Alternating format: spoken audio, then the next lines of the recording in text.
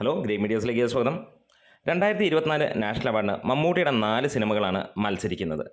നൻപകൽ നേരത്ത് മയക്കം, പുഴു, റോഷാക്ക്, ഭീഷ്മപർവം ഈ 4 സിനിമകളാണ് നോമിനേഷന് വേണ്ടി അപേക്ഷിച്ചിരിക്കുന്നത്.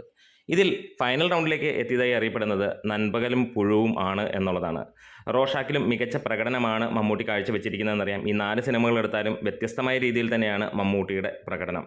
കാതൽ ടക്കോർ എന്ന സിനിമ ഇക്കുറി നാഷണൽ അവാർഡിന് പരിഗണിച്ചിട്ടില്ല. കാരണം അതിൻ്റെ സെൻസർ ചെയ്തിരിക്കുന്നത് 2023 എന്നുള്ളൊരു കാര്യമാണ്. എന്ന് വെച്ചിട്ട് സിനിമ നാഷണൽ അവാർഡിന് പരിഗണിക്കുന്നില്ല എന്നല്ല, അടുത്ത വർഷത്തെ നാഷണൽ അവാർഡിന് തീർച്ചയായും ഈ സിനിമ ഉണ്ടാകുമെന്നുള്ളതിന് യാതൊരു സംശയവുമില്ല. എന്തായാലും 2022 സെൻസർ ചെയ്തിരിക്കുന്ന സിനിമകൾക്ക് വേണ്ടിയിട്ടാണ് 2024 അവാർഡുകൾ പ്രഖ്യാപിക്കുന്നത്.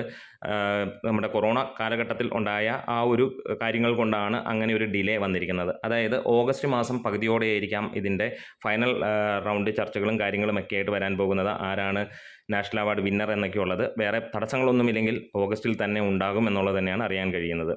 എന്തായാലും ഇവിടെ കട്ടയ്ക്ക് മത്സരിക്കുന്നത് മമ്മൂട്ടിയോട് തന്നെയാണ്. പല ഭാഷകളിൽ നിന്നുള്ള മികച്ച സിനിമകൾ ഇതിനകത്തിലുണ്ട്. പക്ഷേ നമുക്കറിയാവുന്ന സിനിമകളിൽ ഏറ്റവും കൂടുതലായിട്ട് നിൽക്കുന്നത് കാന്താരയും അതേപോലെ നൻപകലുമൊക്കെയാണ് എന്നുള്ളതാണ്. ഇതുകൂടാതെ മറ്റ് സിനിമകളുണ്ട്. പക്ഷേ ഏറ്റവും മുന്നിൽ അഭിനയത്തിൻ്റെ കാര്യത്തിൽ മുന്നിൽ നിൽക്കുന്നത് മമ്മൂട്ടി തന്നെയാണ്.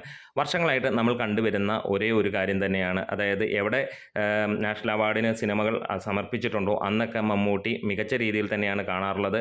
അതായത് ഫൈനൽ റൗണ്ടുകളിൽ മമ്മൂട്ടി ഉണ്ടാകാറുണ്ട്, അല്ലെങ്കിൽ മോഹൻലാൽ എന്ന നടൻ ഉണ്ടാകാറുണ്ട്, അല്ലെങ്കിൽ മമ്മൂട്ടി, മോഹൻലാൽ. ഇത് മലയാളത്തിൻ്റെ ഒരു പ്രത്യേകതയാണ്. ഇവരില്ലാത്ത വർഷങ്ങളിൽ നമുക്ക് മറ്റുള്ള ചില നടന്മാർ വരുന്നത് കാണാം എന്നുള്ളത് മാത്രമാണ്.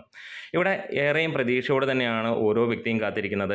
മറ്റൊന്നുമല്ല, എല്ലാവർക്കും അറിയാം ജനങ്ങളുടെ അവാർഡ് മമ്മൂട്ടിക്ക് തന്നെയാണ്. പക്ഷേ നിഷേധിച്ചിരിക്കുന്നത് ഒന്നും രണ്ടുമല്ല, കഴിഞ്ഞ 24 വർഷമായിട്ട് മമ്മൂട്ടിക്ക് നാഷണൽ അവാർഡ് വന്നിട്ടില്ല.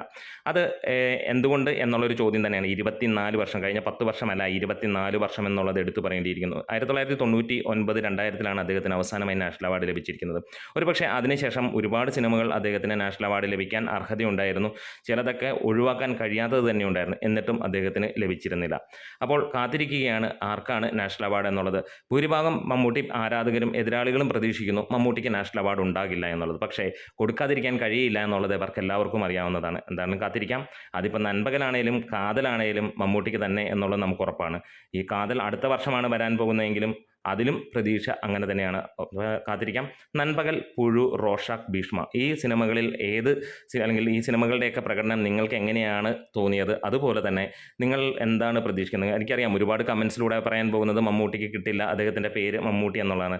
പക്ഷേ അതൊന്നുമായിട്ടല്ല തോന്നുന്നത്. ഇവിടെ ജാതിയും മതവും രാഷ്ട്രീയവും ഒന്നുമല്ല. കാരണം കഴിഞ്ഞ 24 വർഷമാണ് അതിലൂടെ കടന്നു പോയിരിക്കുന്നത്. തീർച്ചയായും അത് എന്തുകൊണ്ട് എന്നുള്ളത് നിങ്ങൾക്ക് കമൻസിലൂടെ ചർച്ച ചെയ്യപ്പെടാം. Great medias.